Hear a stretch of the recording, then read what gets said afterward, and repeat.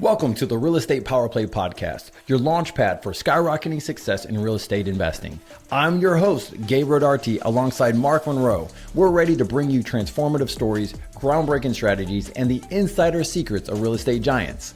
Get ready to accelerate your investment journey and become a true power player in the world of real estate. Hey guys, what's happening? Welcome to the Real Estate Power Play Podcast. We are hanging out here over at Mark's pad. If you guys have been friends with him, you probably see him posting yachts in the background going by, and this is his place.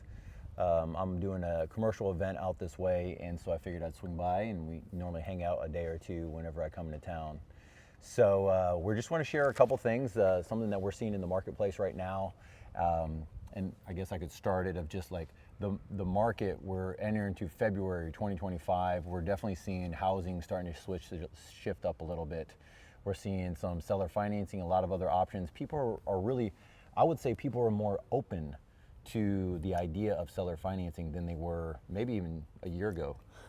This is a huge opportunity right now in the seller financing world, buying properties. I mean, I've been, I started in 1995. I've seen different cycles through this, and this is just one of the other cycles. If you look at history, it's just every 20 years, it seems like we're always going through the same. We go ups and downs, and this is where a lot of people didn't understand the seller financing world in the last 20 years because they were like, they put a deal in a contract, it went quickly.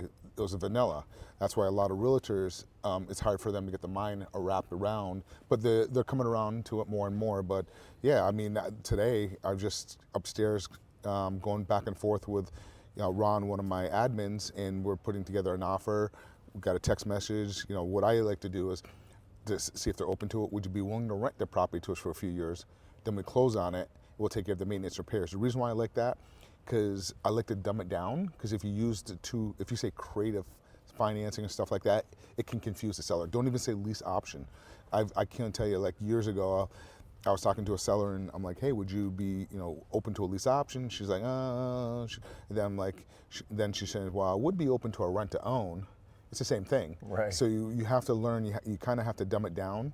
I know some people new in the business, they come into it, they try to use all these these high-end words, and they try to make themselves seem smarter than they are, in which I'm sure they are, but just be yourself, especially if you're new in the business. Just be yourself and don't be scared, and don't just talk to them normally. And you're seeing it also in the commercial arena as well. Yeah, so on the commercial side, guys, this is actually a common conversation that's happening almost through all of our properties, multiple listings, even if it's priced right and it's aggressive and it just flies off the shelf at normal asking. It is a conversation that everyone's having. So to lean into that, the reason why people are having this conversation is because the rates are still at 7%, 7.5% in commercial in some areas.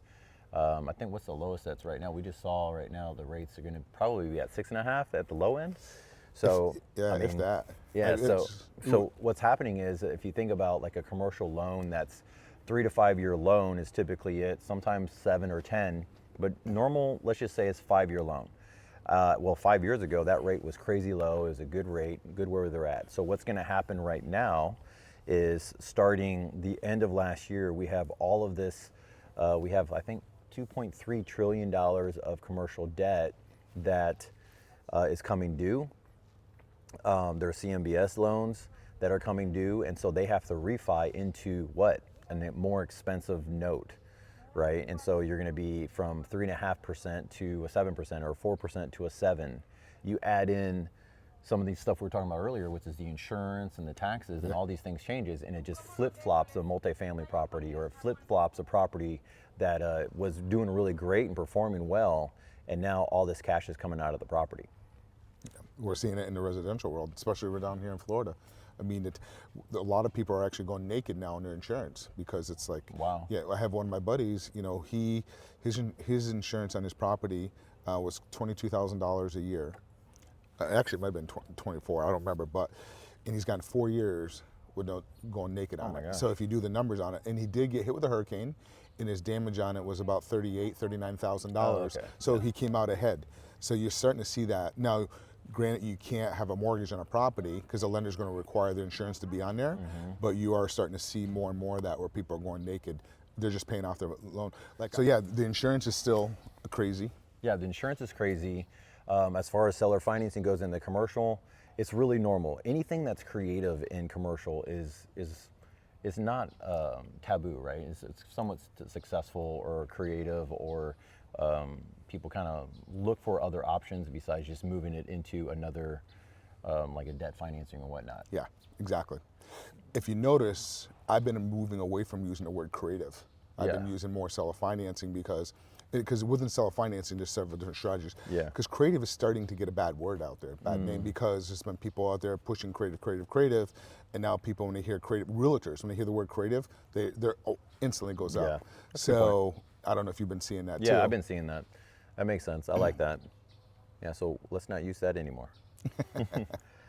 All right, cool. So we have the current market. We have where we are, residential. Like I said, I still think. I'm kind of asking you at the same time. I still think that the need is still there for the sellers, and they definitely see that it's more. They're like more open to it in this market. Well, the bottom line is, if you're going to do a seller financing with a seller, residential, commercial, whatever it is, you have to think of it like this. It's a marriage.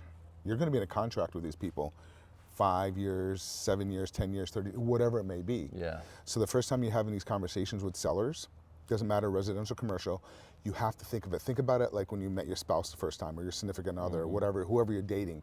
The first time you sat down, you met with them, you're getting to know each other. So 80% of the conversation is you want to get to know each other, because they're going to do business with you because they like you, versus, yeah, the numbers are all going to come in play. Everybody's going to be doing it, but they're going to do business with you. So you got to get to know them and pull out the motivation. Why are they selling? What do they need? What do they need to do with that capital? Try to figure out a solution to help out. But a lot of times these people, they might be tired landlords, commercial, residential, and they just they like that passive income coming in, and they also can offset the capital gains. Yeah, I think the capital gain side is something that is becoming really well known, or more enticing for the people who want to do seller financing. Definitely on the commercial side of them saying, well, I could either walk away with $2 million, and pay 33% in taxes on this thing, or who knows what, 25%, whatever, and just pay that, or I can do some type of structure. We share with them and educate them. I mean, guys, we know attorneys and people that are kind of in the business, mortgage people, that still are not fully aware of the different options that are possible, and just the cost and the penalty of just selling flat out cash. It's not as enticing as you think. And the 1031 is, you could do it, but it's a pain in the ass. Yeah. And then you got to try to find the right deal. I mean, it's hard to find a good deal right now because the numbers oftentimes don't make sense because of the rates, that type of situation. And then, again, we talked about the taxes, insurance. So it's challenging. So, like you said, that's why I think seller financing and then becoming the bank is a great solution for everybody. They can make more money. And what I like to do is I like to do an amortization schedule, show them how much money they'll make. Hey, you become the bank over 5 years, this is how much money you make. Over 7 years, this is how much money you make. Right. 10 years, this is how much money you make. Show that on paper to them. And because a lot of times you say something, somebody's going to... It's hard for them to see. If they don't have a 10B2 calculator, or they don't know how to structure it or whatnot, it's hard to see. We're doing it in the car on the way here. I was like, okay, hold on, what's that? And we were kind of running through numbers. Okay, cool, this is the right here, this is the numbers, this is what I'm paying. That's a good point. We have a property that I'm thinking about right now that I'm going to start doing. I need to get a hold of them and just kind of explain to them a little bit more, because they were asking for details, and that's probably $1.5 million property. And what's really cool, guys, is that this property, they're also willing to drop the price if the whole reason why they had it so high and they can't sell it is because they're thinking, hey, look, I need to have this much money for my capital gains. And so, broker fee and this fee and all these other fees, and that they're only going to walk away with so much. And so that's kind of a really cool thing. So what happens is now I could come in lower than they're asking, something that's aggressive that works for me, and then also let them know, hey, you're going to be making money over time. You'll actually make more money than if you were to just do it this way. Especially because, if you add in that, you add in the taxes, you add in everything else, they really make out over time. Again, you got to listen, what's the problem? Like, the problem. The problem is the capital gains. How do you come up with a solution? Do you know what they want to do with the capital? Yeah. Yeah, they're looking at retiring and they're just going to go place it. So they're okay for that. So That'd be fine. So if they want to retire, that's like another Social Security check. Yeah. That's Yeah. really what it is. Yeah. You know. Sorry. Yeah. So guys, this is what we see happening right now, at least for the next, half a year, all the way to mid-year. We see these things happening unless the market just changes something. You never know. Happen from what we've seen in the last couple weeks. I mean, with new administration coming in, you don't know, and this is what we all have to take a step back and we invest bases off of administration policies. Mm-hmm. Like the last policies, the last administration, their policies, Section 8 was great. They were throwing so much money at Section 8. Like, they gave me to redo a 2-bedroom, 2-bath, 875 square foot. They stroked me a check for $35,000, and I didn't have to pay it back if I held it for 5 years. Nice. I had to put somebody in it.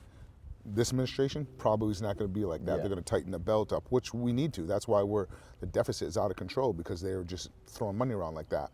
So just sit back and watch. But I agree with you. I think we're not going to know really anything until probably mid-year to see really what's going to happen. But I like this market. It's a great market. Yeah. Yeah. Opportunities. Opportunities. All right, guys. Well, that's it for today. We'll do another one, and we'll talk to you later. Take care, guys.